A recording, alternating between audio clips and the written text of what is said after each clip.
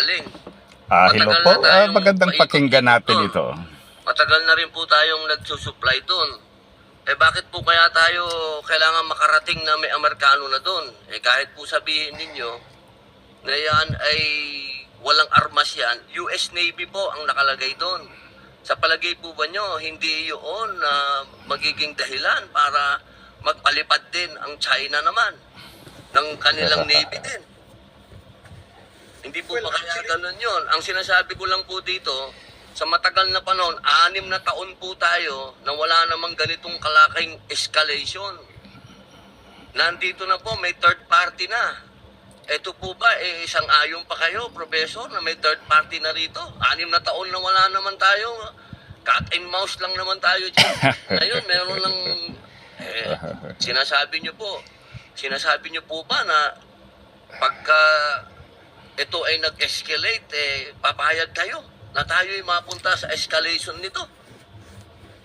Well, una po, no, yung sinasabi po nating escalation, in the first place po, nauna pong mag-escalate ang China dyan nung tinayo po nila yung 3 military bases dyan sa loob ng Spratlys, Mischief Reef, Scarborough Shoal, at Fiery Cross Reef.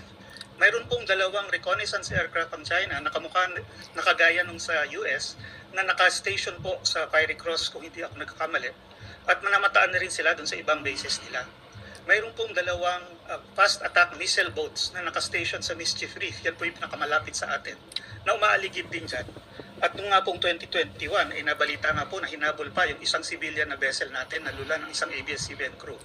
Yung pong PLA Navy, lagi po silang mayroong at least 2 o 3 warships na nakastasyon sa bawat isa dun sa 3 military bases nila dyan. Fiery Cross, Mischief Reef, at Subi Reef. Hindi na po yun nagbabago. So, kumbaga, dihado na talaga tayo dahil dinagdagan na po ng China yon even before dumating po itong mga Amerikano itong taon na ito. Professor, lahat po ng binanggit nyo, nakita ko po lahat doon. Ako po kasi ay galing doon. Pati po yung mga base na sinasabi niyo, nakita ko din po. Ang sinasabi ko po dito, sa loob po ng 6 na taon, hindi naman tayo nagkaroon ng ganitong escalation. Ang sinasabi ko pong maliwanag, bakit po tayo pumapayag ngayon na ganito na nag-escalate, meron ng Amerikano? Yun lang naman po, simple lang naman ko. Na-handle naman natin to ng 6 na taon na tayo-tayo lang. Na-handle ko nga yan, pangka lang dala ko Pangka. Yun lang. Hindi naman po siguro mahirap intindihin na hindi natin kaya itong panindigan. Hindi natin kaya na tayo umasa sa Amerikano. Dito sa usapin nito, sabihin natin na ang kanilang Coast Guard ay hindi civilian at yung atin ay civilian. Ang tanong na malaki dyan, handa ba tayong mga Pilipino dito? At ito ba, hindi ito parang wag katug lang?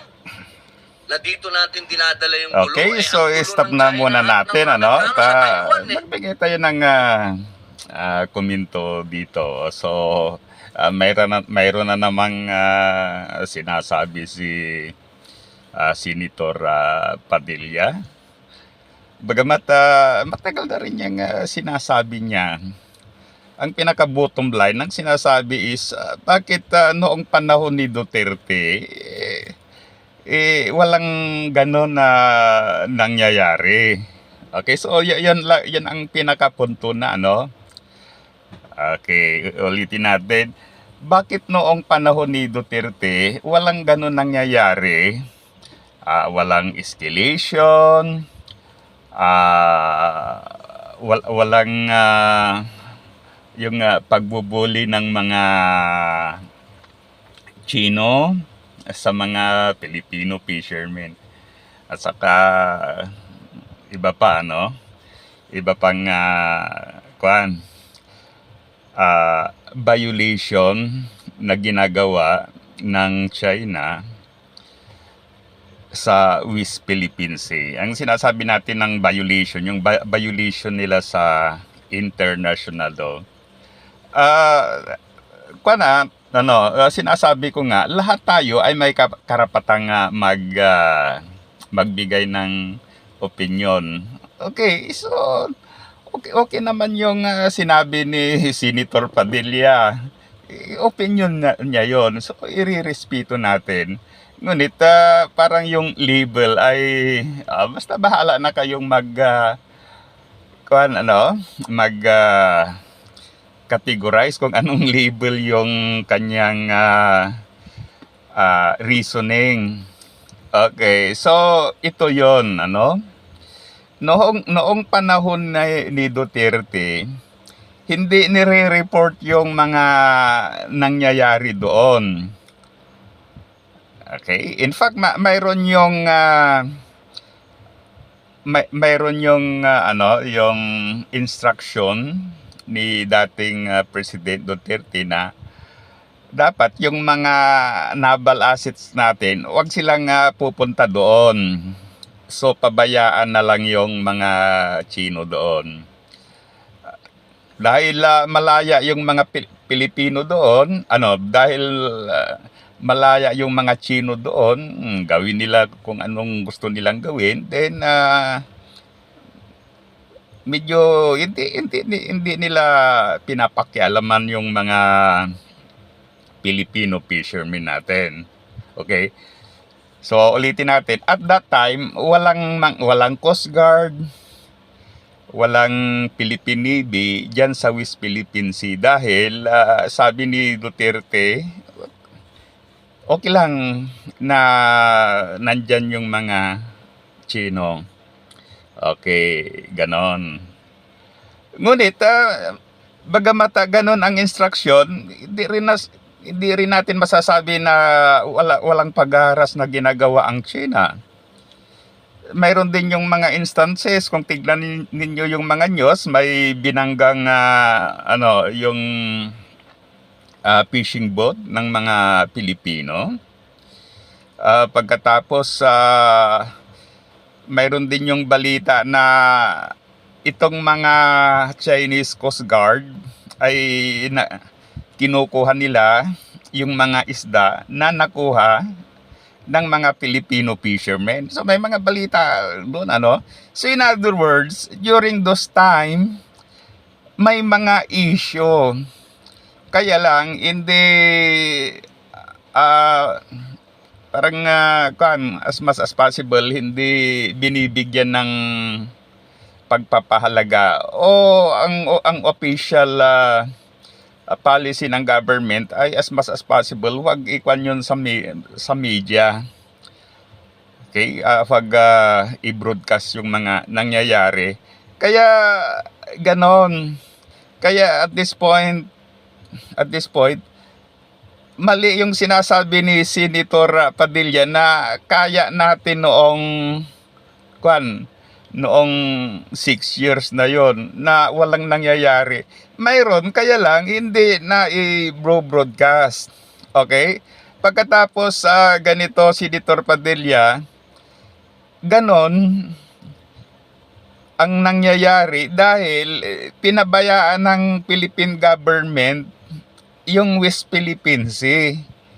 Sabi nga ni ex-President Duterte, yung Hague Court decision ay kwan lang yan, scrap of paper. So bali basura. Kaya yon, sana maintindihan mo yon. Ngayon, sa panahon ngayon, ang sabi ng ating presidente, hindi tayo magbibigay even 1 inch of our territory o 1 inch of our maritime domain. So, ganun ang pagkakaiba. Ngayon, ako bilang Pilipino, gusto ko ipaglaban yung West Philippine Sea. Kaya, hindi ako pabor sa sinasabi mo na pabayaan na lang yung mga Chino doon para walang escalation. At saka tama yung policy na dapat magkaroon tayo ng kakampi. Okay? Talagang natural yon sa yung mga relation among countries o between countries. Talagang mayroon yung mga alliances Noong World War I, may alliances. Noong World War II, may alliances. Noong Franco-Prussian War, yung gera dyan sa Africa, dyan sa Amerika, yung revolution, yung American Revolution, may dyan, may alliances dyan. Okay? Pagkatapos yung American Civil War, may mga alyansa din nang nangyayari dyan, ano? Okay, kaya natural yung mga alliance, mga pagkakaroon ng alyansa between or among countries. Okay, so hindi lang yung kaya natin, pag may Amerikano, sa totoo lang, Senator, pang grade 1 lang. Yung so hindi kita dinadown. Kaya lang bisa yung level ng reasoning talagang mababa. Okay. Ulitin ko, kailangan natin ang alliances with other countries. Ngayon, between ano ba yung nag-treat sa atin? Amerika ba o China? China. Ang Amerika hindi niya kailangan yung isda dyan sa West Philippines dahil napakalayo ang United States at saka marami pang mga areas na mayaman sa yaman dagat. Ang talagang may kailangan dyan dahil marami ang population nito. Itong China. Pabayaan mo ang mga Chinese dyan na talagang malayang-malaya within 5 years o 10 years ubos yung natural resources dyan dahil billion ang mga Chinese. Okay, so kailangan nila yung fishery resources. Kaya yan, ang threat sa Pilipinas ay ang China, hindi ang Amerika, hindi ang Japan, hindi ang NATO, o hindi yung mga Asian countries. China ang may threat sa Pilipinas dahil maliwanag. Alam mo ba yung 11 dash line? Ano bang sinasabi ng 11 dash line? Sinasabi na itong mga kahit na mga karagatan natin ay sa kanila. So sila yung threat. Okay, so muli, thank you. Sana i-like at saka subscribe sa ating YouTube channel. Mabuhay tayong mga